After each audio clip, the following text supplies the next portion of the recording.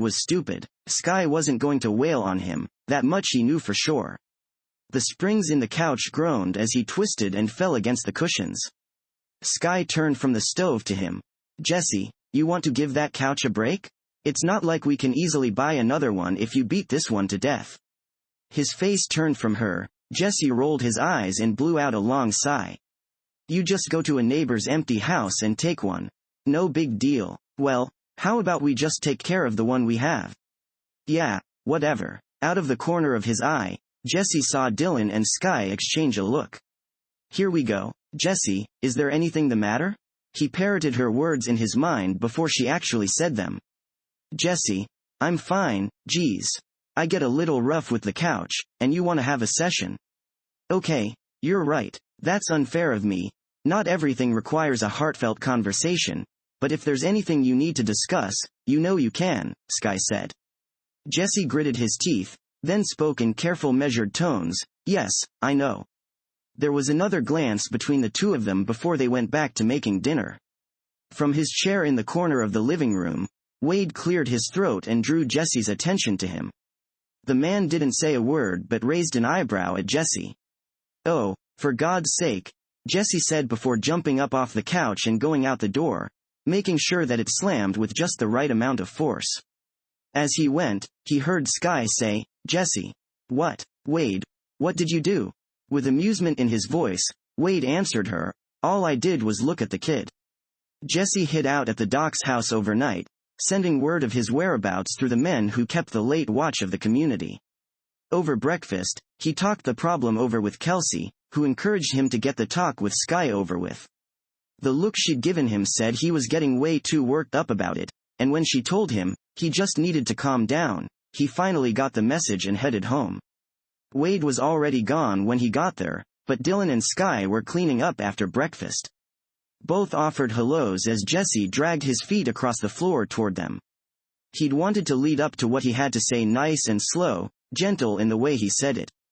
He'd thought of tons of different ways to say it, but what came out was, I want to go see those men in jail. And I'm gonna do it whether you like it or not. Jesse winced. The words had come out rough, belligerent even. But he was still glad it was said. But what the boy had been hoping for was psychologist Sky, calm and controlled. That is not what he got. The words hit Sky like a punch to the stomach. It took a moment for her to catch her breath. Her mind spun. She and Jesse had worked so hard on all the damage from his father. Couldn't he see the danger in seeing these men?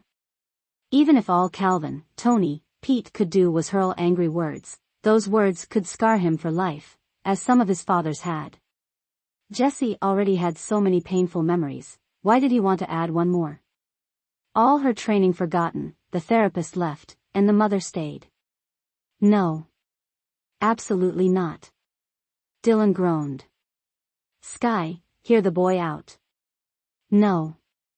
This could do so much. Sky. Dylan's hard voice cut through her swirling thoughts. She looked up at him, her own sure gaze battling with his, and opened her mouth to argue. Before she could utter a word, he took her arm and dragged her from the cabin. Outside in the chilly air, she angrily pushed Dylan away and wrapped her arms around herself. Dylan. What are you doing? He paced in front of her. You needed stopped before saying something you regret. I don't think I will. I said no, and I meant it. Dylan stopped and took hold of her arms, staring her in the face. You need to listen to that boy. If you think for one short minute, I'm going to let him see those vile men, you're wrong. She said. They can't hurt him sittin' in that cell. He said. You're wrong, Dylan.